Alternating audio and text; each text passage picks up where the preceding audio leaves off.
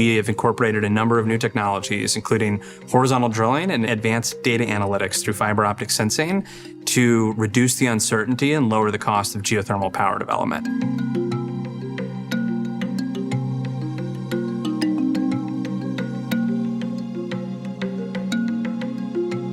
We went looking for things that did exist, but which had never been commercialized.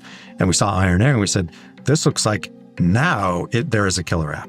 And that killer app is on the grid for much longer duration than any of the other technologies can go after.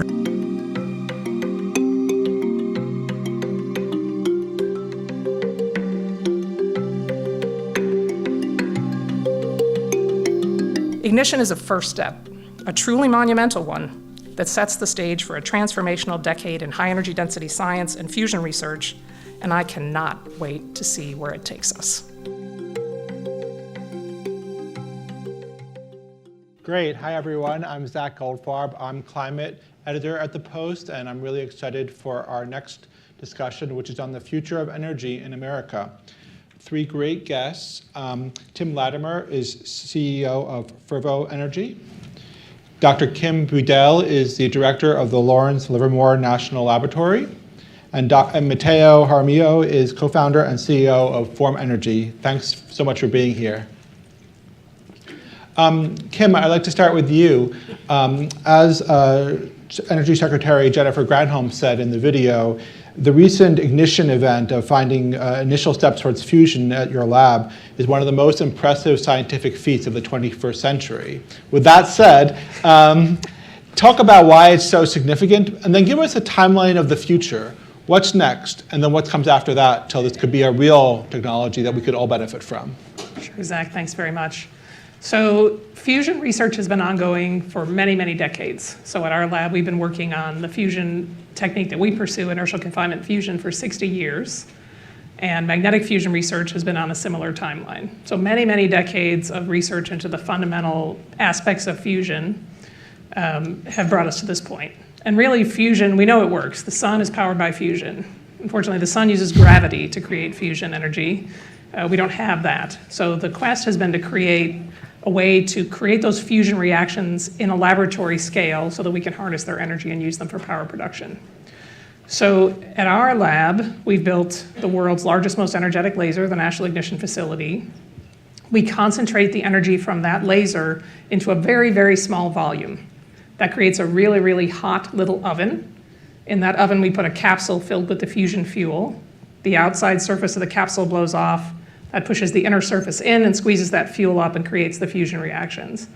So in December of 2022, for the first time by any technique anywhere, we achieved energy gain greater than 1 in a fusion experiment. So it took 2 million joules of laser energy to drive the experiment, and we got more than 3 million joules of fusion energy out. So that's a huge game-changing moment for the whole community. We know it's possible to get across that threshold. Now, of course, it took 300 million joules off the grid to run the laser. So we're not quite putting power out the door yet. But some of the most significant physics challenges, is it possible at this scale to drive these reactions? The answer is yes. So now we're on much more of a steep physics learning curve and need to solve some real technical problems. So materials that can survive in high radiation environments over time. Laser drivers that are much more efficient. My laser is about 1% efficient, so we probably need 20% efficiency. Targets that are simpler, cheaper to make, and manufacture at scale. We can do 1 fusion experiment a week. You need to do it 10 times a second in a fusion reactor. So these are all solvable problems, and they need researchers focused on them, really driving the technology forward. And I'll just note, time at some level is money. So the level of investment we have going into fusion in the private sector is fantastic right now, more than $6 billion. We need the public sector investment to match that so that we can solve some of these large-scale problems that places like my lab were really built to solve. So the answer to when, this administration has put a bold decadal goal for commercial fusion energy, and many companies are working toward that timeline. I'd put my bet somewhere between 10 and 20 years based on where we are on the investment scale, but we can bring those timelines closer with more investment. Great. Well, I want to come back to that. But Mateo, first, I want to talk a little bit about storing energy. A lot of focus is on how to create energy, but it's also important to store it. Your company has batteries that can store it for 100 hours. Talk about why that's important, how it's significant for our grid. Yeah, I think the moonshot in this case, as applied to me, refers to how do you get very low cost and therefore very long duration energy storage, which lets you bridge the multi-day duration gaps in weather, which drives renewable power, right? So I think that's the moonshot.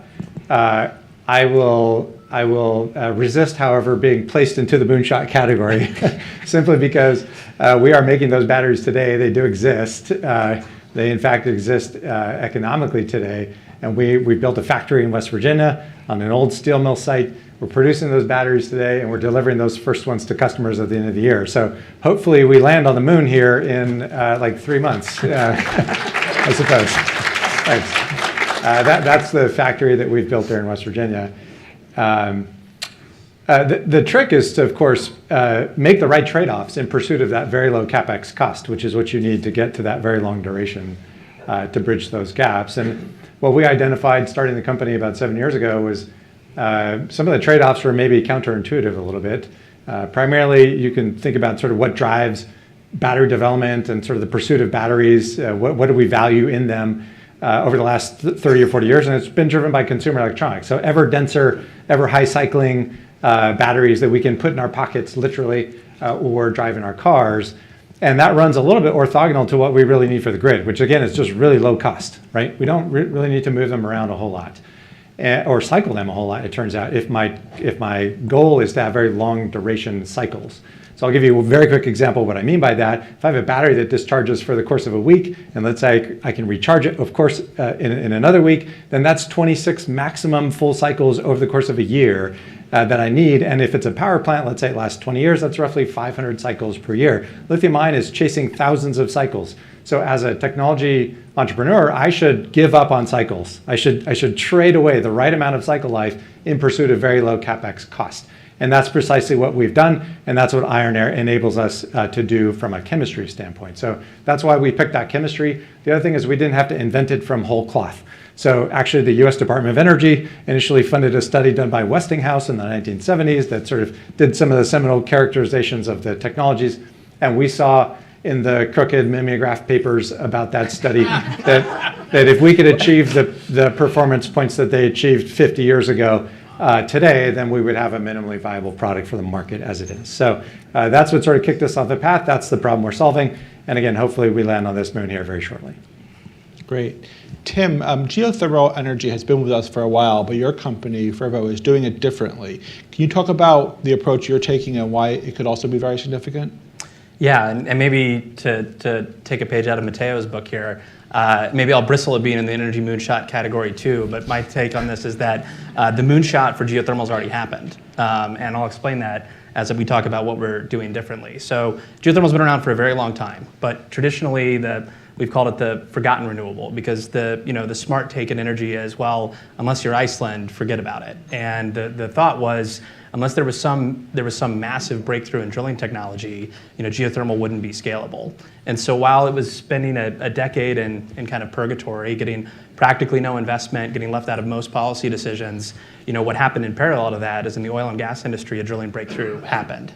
And so, I actually started my career in the oil and gas industry and was working in South Texas right when the shale boom, took off. And if you want to go back to that period of time, people thought that the U.S. was going to become an importer of natural gas. They thought all the oil had been discovered already. But the combination of technologies like hydraulic fracturing, horizontal drilling, more advanced data analytics, clearly has made the U.S. The preeminent producer of oil and gas in the world.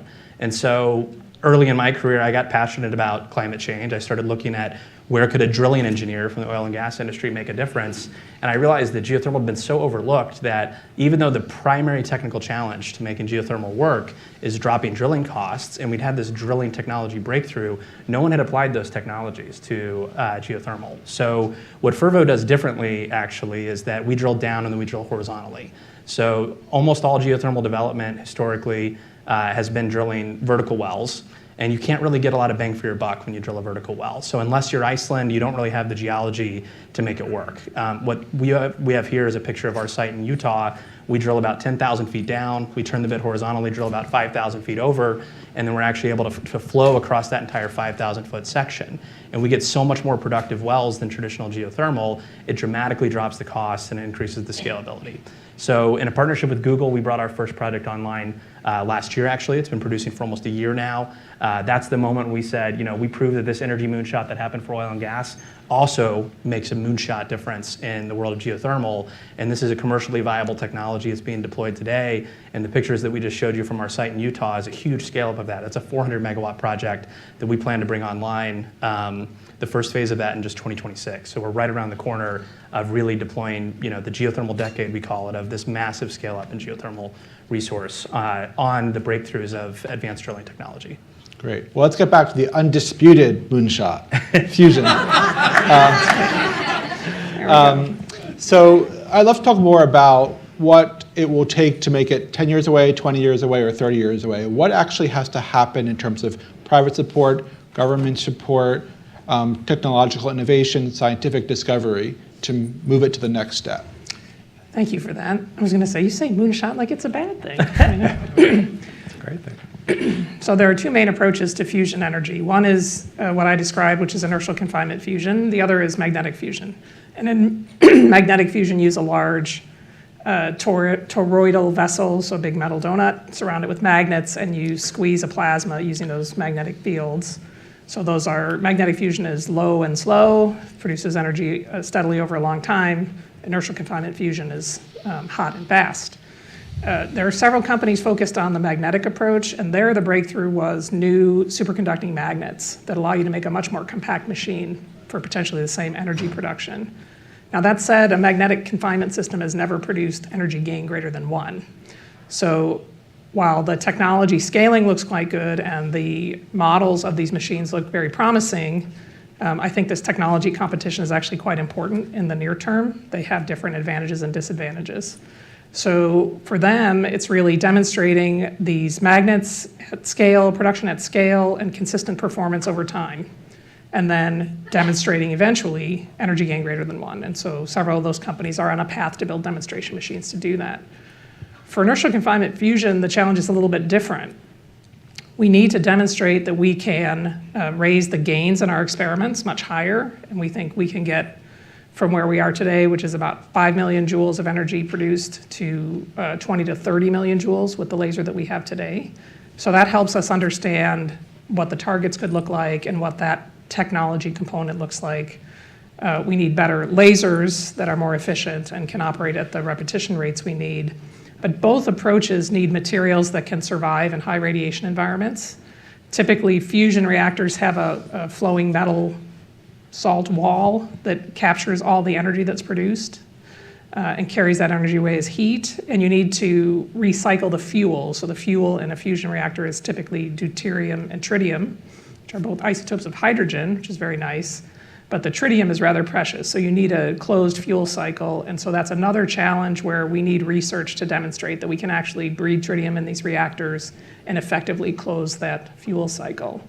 So I think that's really a nice sweet spot because the materials and tritium challenges are shared by both sides.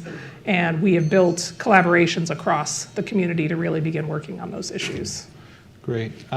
Tim, you're based in Texas, and perhaps surprisingly to some, Texas has become really, in many ways, the clean energy capital of the U.S. I think more renewable power is created in Texas than anywhere else. Do you think there are lessons for the rest of the country in Texas's achievements in that space? I think so, and I think it was an intentional choice to locate our headquarters in Houston.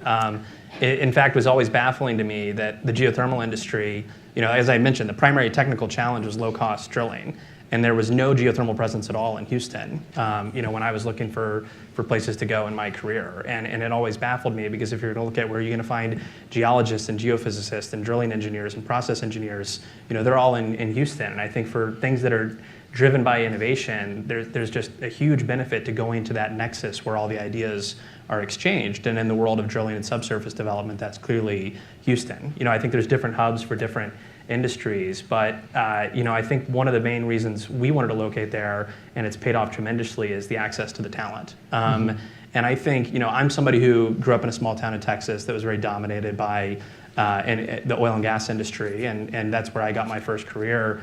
And what we found consistently is that there are really highly quality trained workers, technicians, engineers, project managers in that space, and especially among the younger workforce that works in oil and gas, a deep hunger to participate in the energy transition.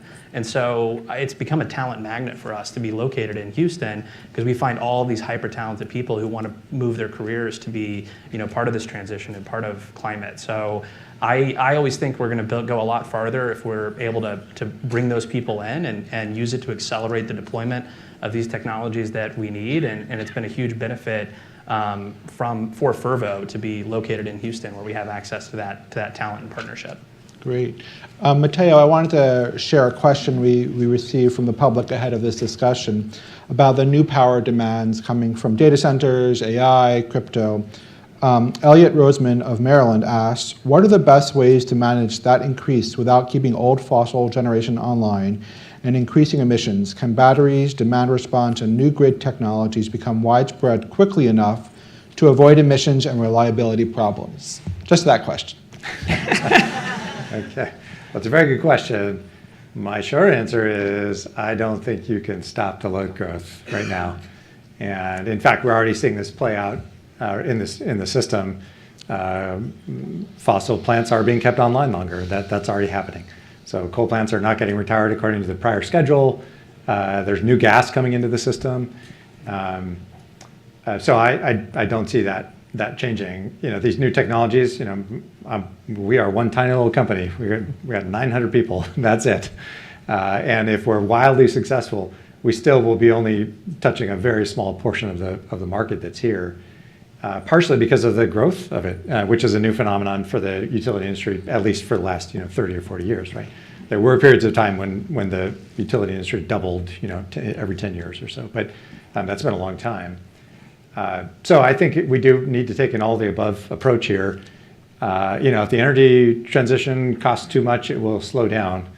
If it's unsafe or leads to blackouts, it will stop.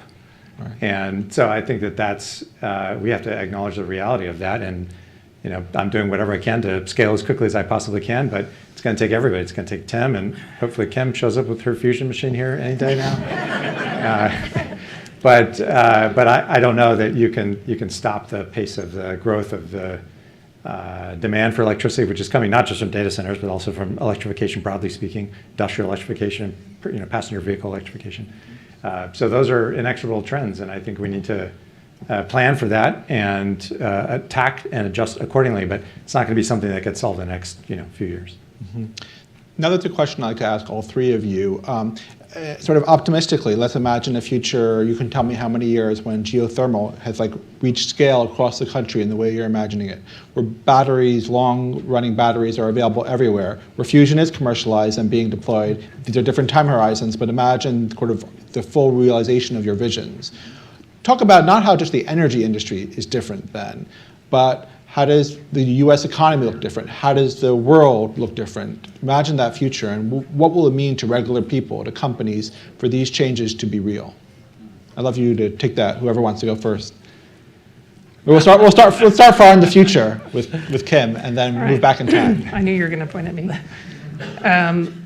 So I can imagine a very different world if we can actually commercialize fusion and take it to scale.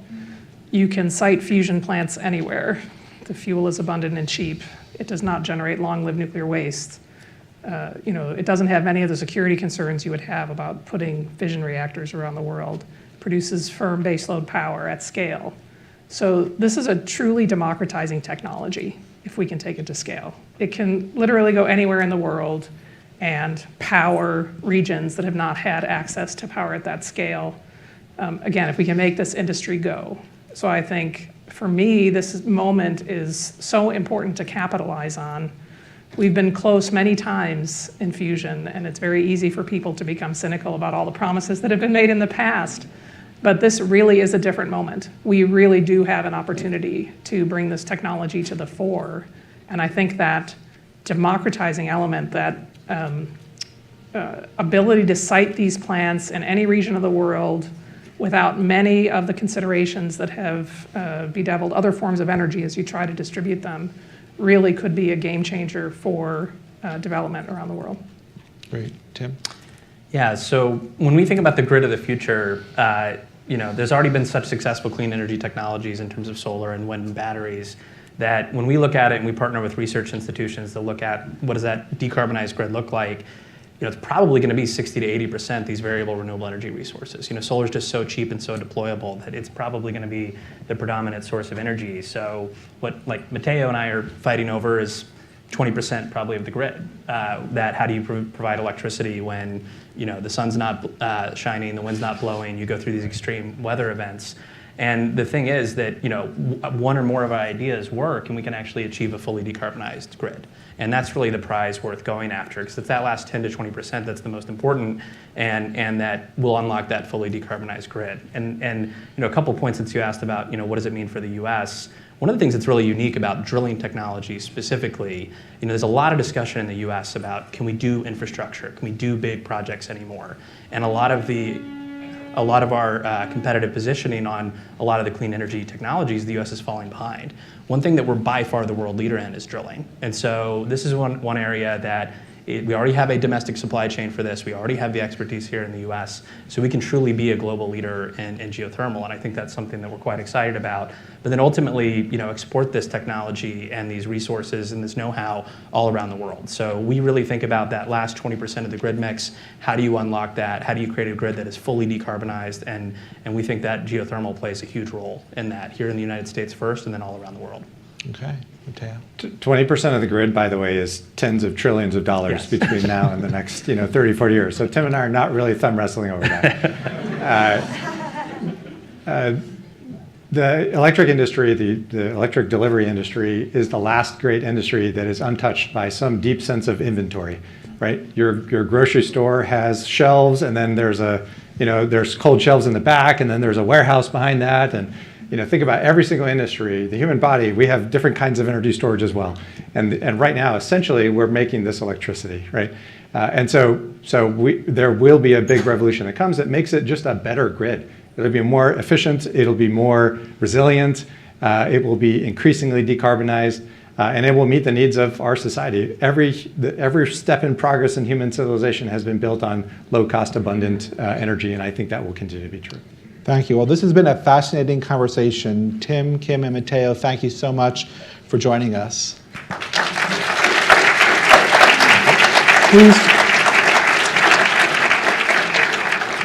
Please stay with us. My colleague Jonathan Capehart will be up next with former Secretary of State John Kerry for our closing plenary session about China.